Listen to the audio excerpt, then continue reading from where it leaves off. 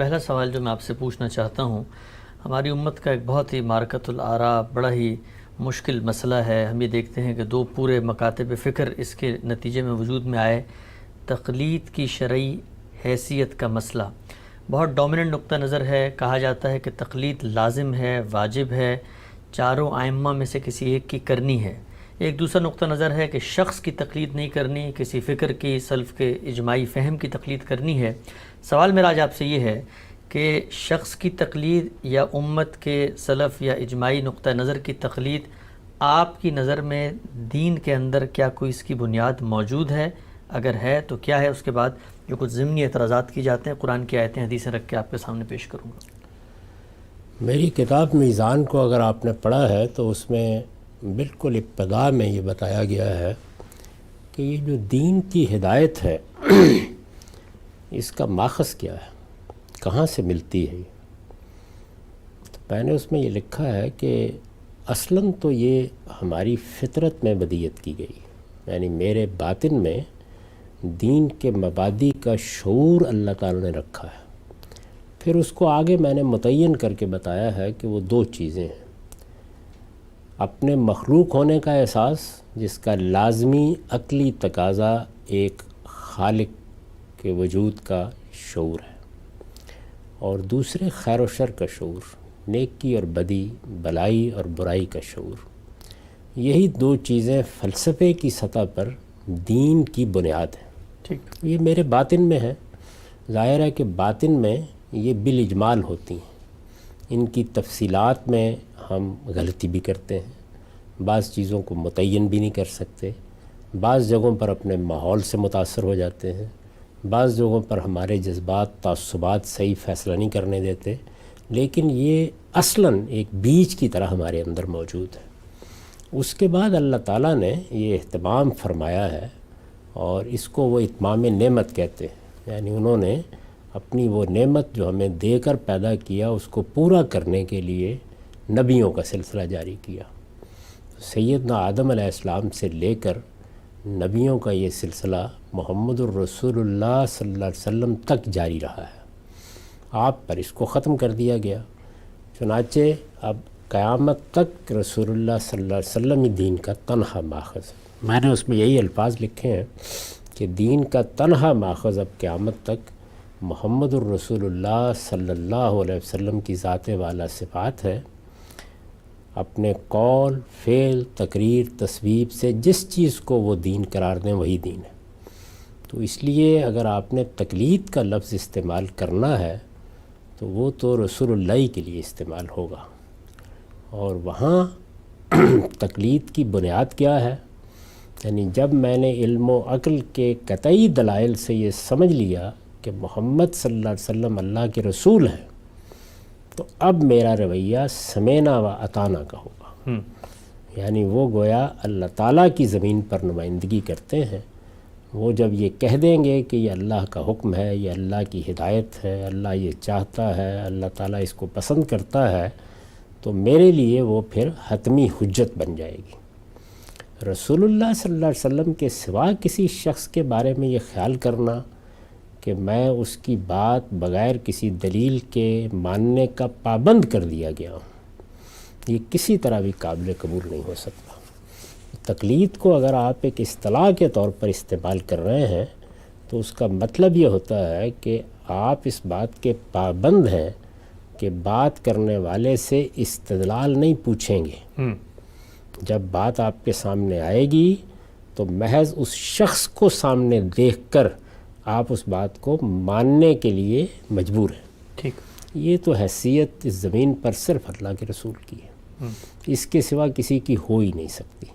اور میں نے عرض کیا ہے کہ اللہ کے رسول کی اس لیے ہے، یعنی یہ نہیں کہ کسی خاص شخص کو کوئی سرخاب کا پر لگ گیا ہے، اس لیے ہے کہ اللہ نے ان کو یہ منصب دیا ہے، ان کو اللہ کی طرف سے مقرر کیا گیا ہے، اور ہمیں یہ بتایا گیا ہے کہ یہ میری طرف سے مبعوث ہو کر میرے پیغامبر کی حیثیت سے تمہارے پاس آئے ہیں۔ تو اگر آپ تقلید، یعنی اس معنی میں تقلید، ایک تو تقلید کا لفظ عام استعمال میں پیروی اتباع کے لیے استعمال ہو جاتا ہے، وہ اس کا عمومی استعمال ہے، لیکن اصطلاحی مفہوم میں تو اس کا مطلب ہی یہ لیا جاتا ہے کہ بغیر دلیل کے، دلیل پوچھے بغیر آپ محض کسی شخص کی اتھارٹی پر ایک بات کو اللہ کی بات، دین کی بات کہہ کر قبول کر رہے ہیں۔ یہ حیثیت صرف رسول اللہ صلی اللہ علیہ وسلم کو حاصل ہے، اس میں کوئی تردد کسی مسلمان کو نہیں ہونا چاہیے۔ ادنا درجے میں بھی اگر کسی اور کو یہ حیثیت دی جائے گی تو یہ دین میں پیغمبر کے ساتھ شراکت پیدا کرنا ہے، اس کو گوارا نہیں کیا جا سکتا۔ یہ ہے اصولی بات۔ اس کے بعد اب ہماری عملی زندگی کے کچھ مسائل ہیں۔ عملی زندگی کے مسائل یہ ہے کہ محمد الرسول اللہ صلی اللہ علیہ وسلم تو اس وقت ہمارے سامنے موجود نہیں ہے، یعنی یوں نہیں ہے کہ جب ہمیں دین کی کوئی بات پوچھنی ہو تو ہم جائیں، دروازہ کھٹکھٹائیں، جیسے سورہ حجرات میں تصویر آتی ہے، اور حضور باہر تشریف لائیں اور ہم پوچھ لیں۔ ٹھیک، یہ تو خود رسول اللہ صلی اللہ علیہ وسلم کے زمانے میں بھی ہر شخص کے لیے ممکن نہیں تھا۔ یعنی اگر کچھ لوگ مدینے میں تھے یا کبھی کوئی وفد بنا کے باہر سے آ گئے تو یہ سعادت ان کو حاصل ہو جاتی تھی، ورنہ ان تک بھی براہ راست رسائی کے مواقع نہیں تھے۔ اس میں پھر کیا ہوتا ہے؟ اس میں ہوتا یہ ہے کہ ہمارے پاس یہ دین لوگوں کی وساطت سے پہنچتا ہے۔ اس کو دو حصوں میں تقسیم کر لیجئے۔ ایک پہنچنے کا وہ عمل ہے جس کو ہم کہتے ہیں کہ یہ نقل الکافہ عن الکافہ کے طریقے پہ پہنچ گیا ہے۔ ٹھیک، یہاں پہنچنے کا عمل ہے، جیسے کہ آپ نے کسی جگہ پر کوئی سامان رکھا، آپ ڈاک سے بھیج رہے ہوتے ہیں نا، بینے ہی آپ کو ڈیلیور ہو گیا، پہنچ گیا۔ تو قرآن مجید اسی طرح پہنچا ہے، سنت اسی طریقے سے پہنچی ہے۔ تو یہاں پر بھی پہنچی کن کے ذریعے سے ہے؟ لوگوں کے ذریعے سے۔ لیکن چونکہ لوگوں کے ایک جم غفیر نے نسلاً بعد نسلاً اتنی بڑی تعداد میں اس کو منتقل کیا ہے کہ ان کے جھوٹ پر جمع ہونے، سازش کرنے کا کوئی امکان نہیں، اور چونکہ اس میں فہم کو دخل نہیں ہے تو اس وجہ سے غلطی کا بھی کوئی امکان نہیں، بیان ہی پہنچا دیا گیا ہے۔ یعنی قرآن مجید کو باللفظ اور سنت کو بالعمل، تو لفظ اور عمل دونوں صورتوں میں یہ پہنچ گیا ہے۔ اس کے بعد ظاہر ہے کہ فہم کا دائرہ شروع ہو جاتا ہے، یعنی اب پہنچ تو گیا لیکن سمجھنا ہے۔ تو سمجھنے کے دائرے میں ہمارے پاس جو کچھ ہے وہ سب معرض بحث میں ہے۔ مثلا رسول اللہ صلی اللہ علیہ وسلم نے کسی بات کو کس طرح سمجھا اور کسی موقع پر کسی شخص کے سوال کے جواب میں بیان کیا یا اپنے طور پر فرمایا، وہ بھی کسی ایک دو چار لوگوں نے پہنچایا ہے۔ ٹھیک، وہ اس درجے پر نہیں پہنچ سکتا جس درجے پر سنت اور قرآن پہنچے ہیں۔ وہاں پر بھی یہ بحث ہوتی ہے، معلوم نہیں اس آدمی نے بات ٹھیک پہنچائی ہے، معلوم نہیں غلط پہنچائی ہے، ہو سکتا ہے سمجھنے میں غلطی لگ گئی ہو۔ مختلف رپورٹنگز کو جب دیکھتے ہیں ان میں تضادات سامنے آ جاتے ہیں تو وہاں پر بھی تحقیق کی ضرورت ہوتی ہے۔ اب دیکھیے تقلید کے مقابل میں لفظ کیا ہے؟ تحقیق۔ تحقیق کی ضرورت پڑ گئی۔ چنانچہ آپ جانتے ہیں کہ کتنے لوگ تھے صحابہ میں سے، تابعین میں سے، تبع تابعین میں سے، جنہوں نے رسول اللہ کے اس طرح کے توضیحی یا تشریحی ارشادات پہنچائے، لیکن لوگوں نے ان کی تحقیق کی، محض ان کے کہنے پر نہیں قبول کر لیا۔ بات کیا ہے، کیسے ہے؟ تو آپ کے ہاں 2-3 صدیاں لگیں، جس کے بعد ہمارے جلیل القدر ائمہ نے یہ بخاری، مسلم، اس طرح کی کتابیں ترتیب دیں۔ اور جب وہ کتابیں ترتیب دے دیں تو اس وقت بھی دروازہ بند نہیں ہو گیا تحقیق کا، کیونکہ انہوں نے بھی یہ بتا دیا کہ ہم انسان ہیں، ہماری تحقیق میں بھی غلطی ہو سکتی ہے۔ تو یہاں فہم اور تحقیق زیر بحث ہے، محض انتقال زیر بحث نہیں۔ یہی صورتحال قرآن کی کسی بات کو سمجھنے میں رسول اللہ کی بات پیدا ہوگی۔ یہ تو رسول اللہ نے جو کچھ سمجھا اس کی نقل و روایت کا معاملہ تھا۔ صحابہ نے کوئی بات سمجھی، بعد کے علماء نے کوئی بات سمجھی، آج ہم کسی چیز کو سمجھتے ہیں، تو یہ انسانی فہم ہے۔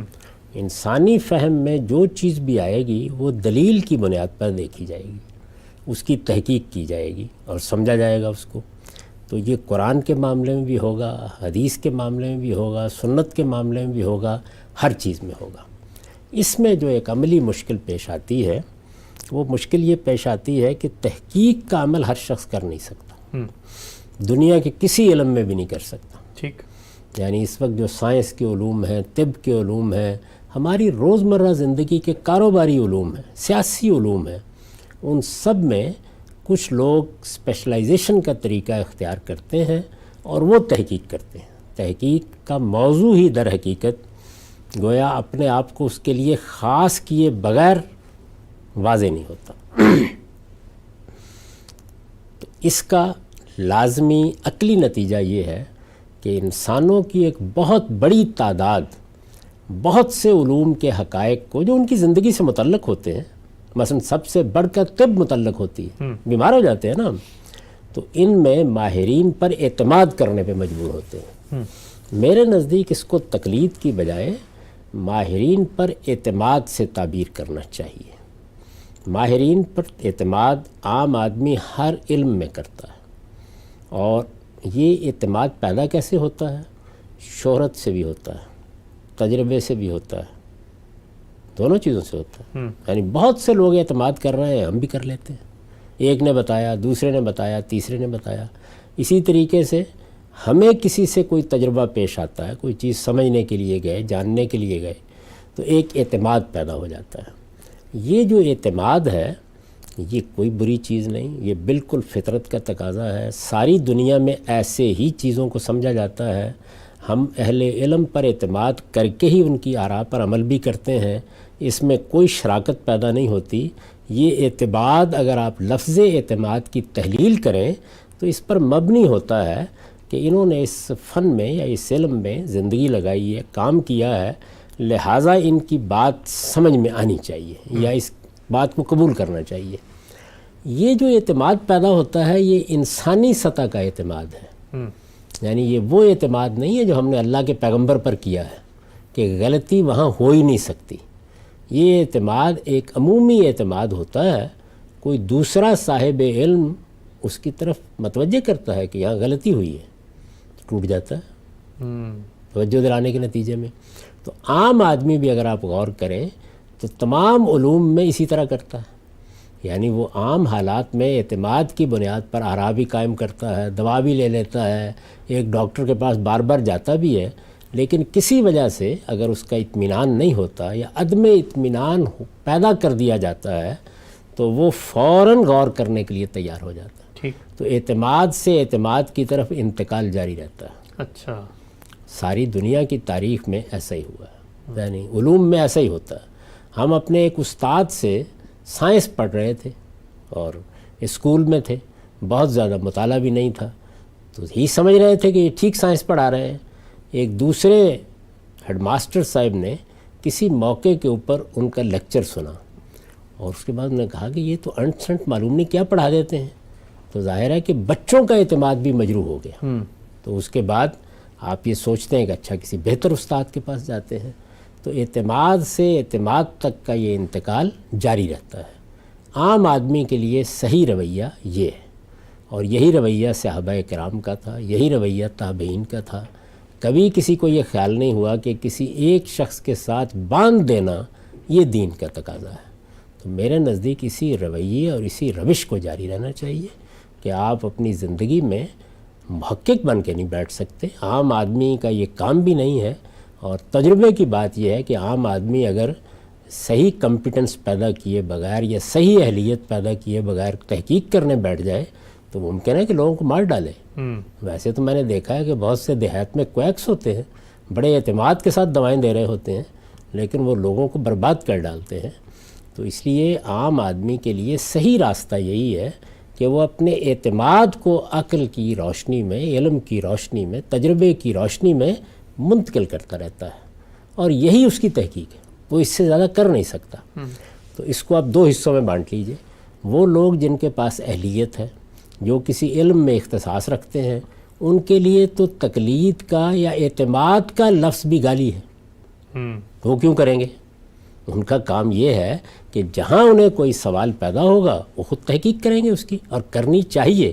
یعنی سوال پیدا ہو گیا، اشکال پیدا ہو گیا، سامنے آ گیا، اب میں کیوں تحقیق نہیں کروں گا اگر میں اہلیت رکھتا ہوں؟ عام آدمی یہی کرے گا کہ ایک جگہ کے اوپر یا ایک طبیب کے پاس یا ایک عالم کے پاس یا ایک استاد کے پاس اس کو کچھ اضطراب ہے، وہ سمجھ میں نہیں آئی بات اس کی، تو وہ کسی دوسرے کے ساتھ اس کو کنسلٹ کرے گا، تیسرے سے کرے گا، اور یہی معاملہ ہم تمام علوم فنون میں کرتے ہیں۔ یہ اتنی بڑی وبا دنیا میں پھیلی ہے، اس میں ماہرین اپنی تحقیقات کے نتائج بیان کر رہے تھے۔ پہلی مرتبہ ہم نے پچھلے 1.5-2 سال میں دیکھا کہ یہ نتائج کیسے لمحے لمحے میں تبدیل بھی ہوتے ہیں، یعنی ان میں وہ استحکام نہیں تھا جو برسوں کی تحقیق کے نتیجے میں پیدا ہو جاتا ہے، تو اس میں آراء بھی بدل رہی تھی، نقطۂ نظر بھی بدل رہے تھے، اور اسی طریقے سے ایک کے بعد دوسری اطلاع میں عام لوگ شفٹ بھی کر رہے تھے، لیکن اسی طرح کرتے ہیں، یعنی بہت سے ماہرین کی آراء دیکھیں گے، بہت سی باتیں سنیں گے، مزید تردد پیدا ہو تو اس کو دیکھیں گے۔ تو عام آدمی کا رویہ یہ ہے اور علماء کا رویہ وہ ہے۔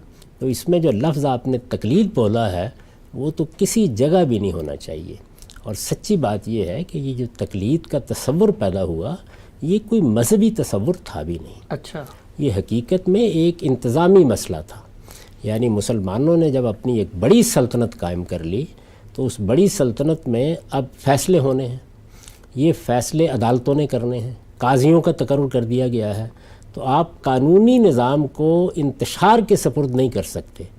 اس میں یہ اس طرح کی بات کی گئی کہ اب انتظامی وحدت کا تقاضا ہے کہ تمام قاضی کسی ایک فقہ کے مطابق فیصلے کریں۔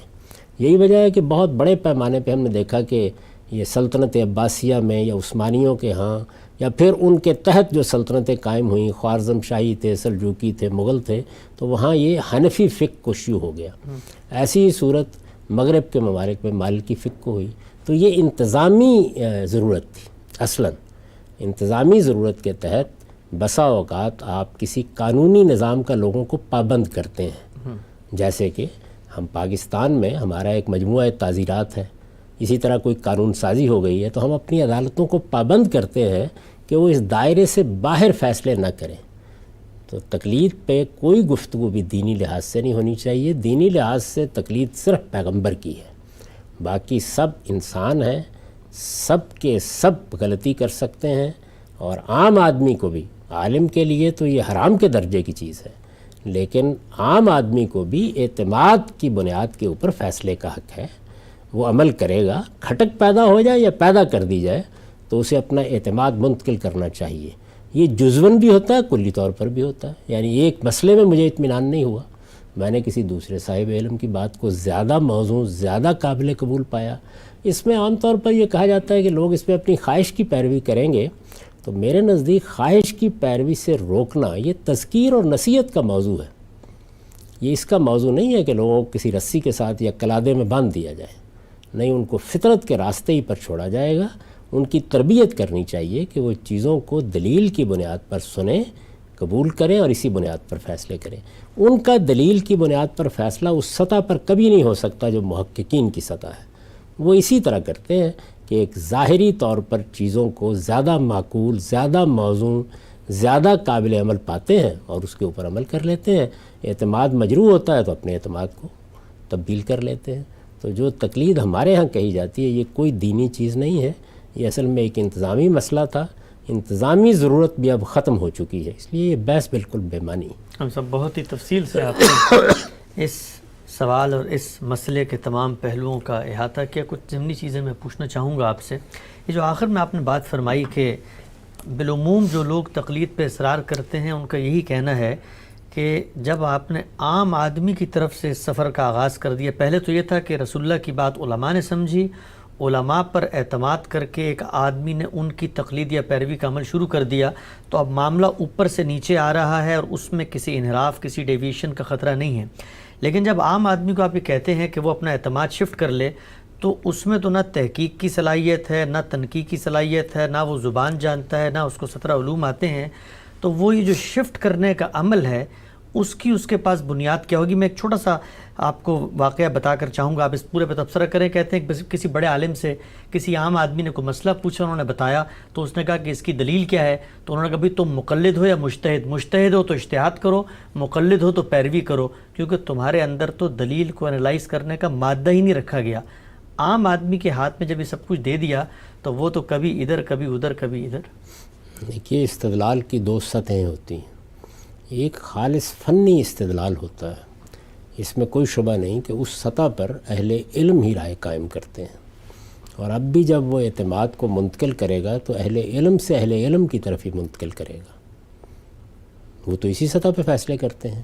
ایک وہ دلیل کی یا استدلال کی سطح ہے جس میں عام آدمی کو آپ بات سمجھاتے ہیں. یعنی مثال کے طور پر اگر کوئی بات اس کی سمجھ میں نہیں آ رہی اور آپ نے بتایا اس کو کہ اللہ کی کتاب میں یہ بات ایسے لکھی ہوئی ہے, اللہ کی کتاب کے ترجمے موجود ہیں, وہ ان کو دیکھ سکتا ہے, اگر نہیں سمجھے گا تو آپ سے سمجھ سکتا ہے کہ اس ترجمے سے کیا مراد ہے. کوئی حدیث ہے زیر بحث آ گئی ہے, سنت تو خیر ایک ایسی چیز ہے کہ جس کے بارے میں کوئی اختلاف ہی نہیں ہوتا, وہ مسلمان امت کے اندر شائع و ضائع ہے. تو عام آدمی اس سطح کی دلیل پوچھتا ہے. میرے نزدیک اس بیچارے نے بھی اسی سطح کی دلیل پوچھی ہوگی. اس کا جواب یہ نہیں تھا. اس کا جواب یہ تھا کہ اس میں استدلال کے وہ پہلو جو علمی اور فنی ہیں اس کو تو کوئی صاحب علمی سمجھے گا, لیکن میں یہ بات کس بنیاد پر کہہ رہا ہوں یہ میں تمہاری سطح پہ آ کے سمجھا دیتا ہوں. یہ کرنا چاہیے, ہر صاحب علم کو کرنا چاہیے. اس سے لوگوں میں علم کا شوق پیدا ہوگا, وہ خود چیزوں کو سیکھیں گے, ان کے اندر بھی اعتماد پیدا ہوگا, دین سے ان کی دلچسپی پیدا ہوگی, وہ اپنے اشکالات کو سامنے رکھیں گے اور کوئی صاحب علم اس کو دلیل سے دور کرے گا تو ان میں دلیل کو اپریشیٹ کرنے کی صلاحیت پیدا ہوگی. وہ چیزوں میں نقد کرنا سیکھیں گے. اور کیا بعید ہوتا ہے کہ کوئی بہت ذہین آدمی جو بظاہر ٹیکنیکلی ان علوم سے واقف نہیں ہے, اس کا کوئی سوال خود کسی بڑے عالم کو سوچنے پہ مجبور کر دے. تو اس کا بارہا تجربہ ہوا ہے. اچھے اکابر اہل علم نے, دین کے عارفین نے اس کو بیان کیا ہے کہ بعض اوقات کسی عام آدمی کے سوال نے, کسی کے اشکال نے, کسی کے تردد نے ہمارے اوپر ایک اور راز کھول دیا یا علم کی کوئی اور بات روشن ہو گئی.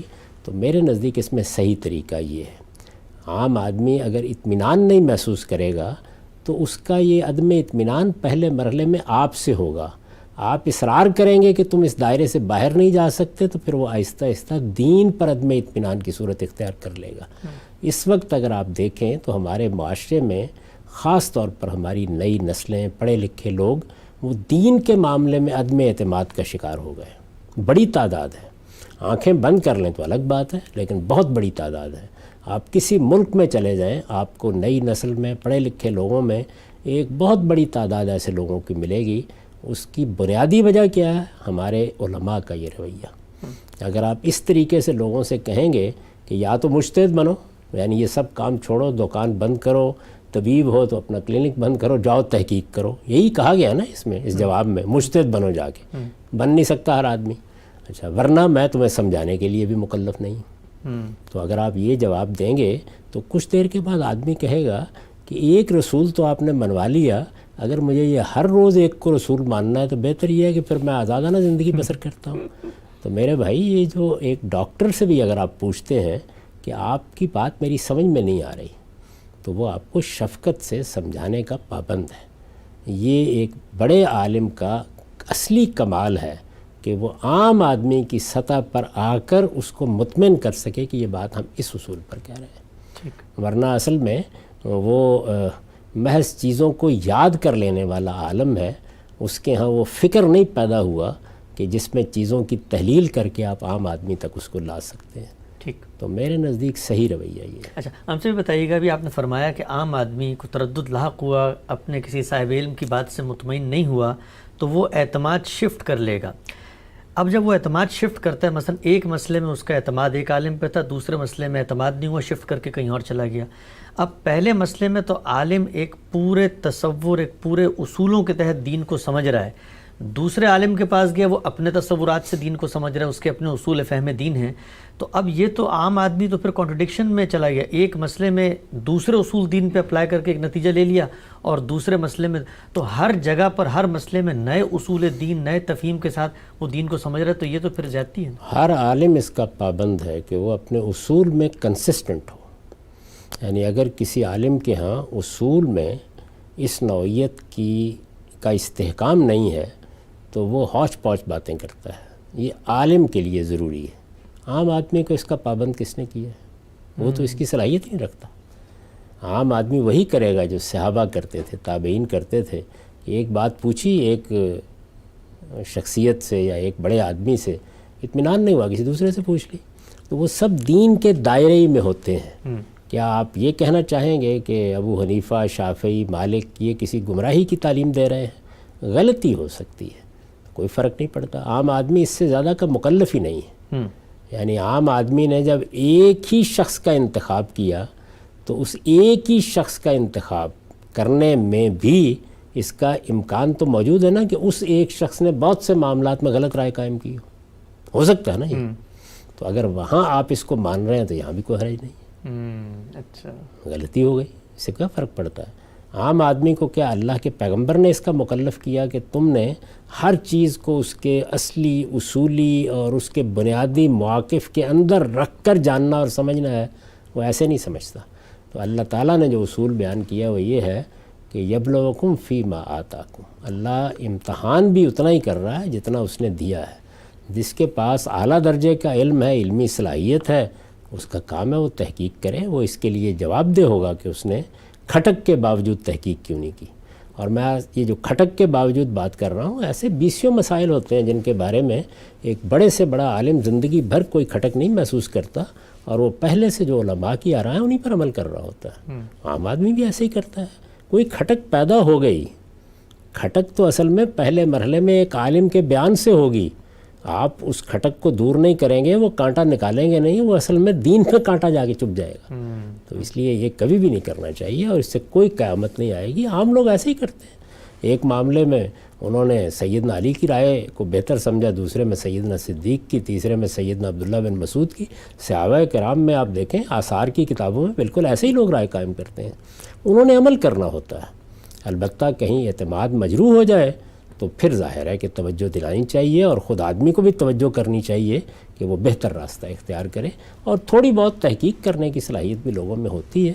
تاہم عام آدمی اس کا بالکل مکلف نہیں ہے کہ وہ ایک نظام فکر کے اندر رہ کر آراء قائم کرے، یہ عالم کی ضرورت ہے۔ عالم اگر ایسا نہیں کرتا تو عالم نہیں ہے۔ ٹھیک ہے، ہم سب آخری سوال آج کی نشست کے حوالے سے دو نقطہ ہے نظر۔ پہلے پہ تو بہت وضاحت سے آپ نے بات بیان کر دی کہ کسی شخص کی تقلید نہیں ہے، اعتماد شفٹ ہوگا، آدمی کا اپنا سفر ہے، پیروی پیغمبر کی تقلید صرف ان کی دین کا تنہا ماخذ۔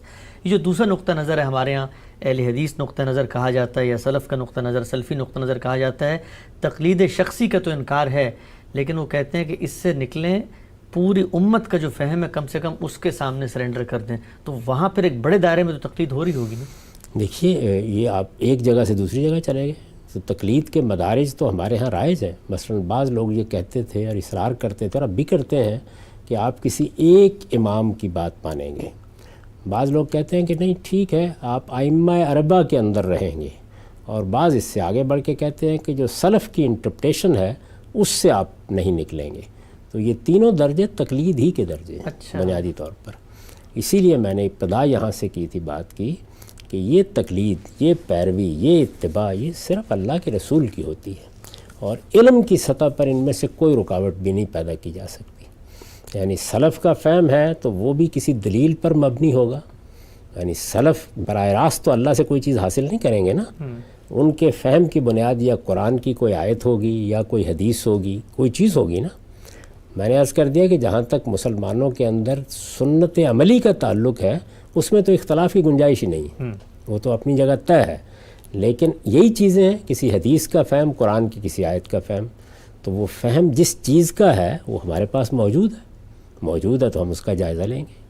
تو اس لیے کسی کا فہم کبھی بھی ہمارے لیے حجت نہیں ہو سکتا۔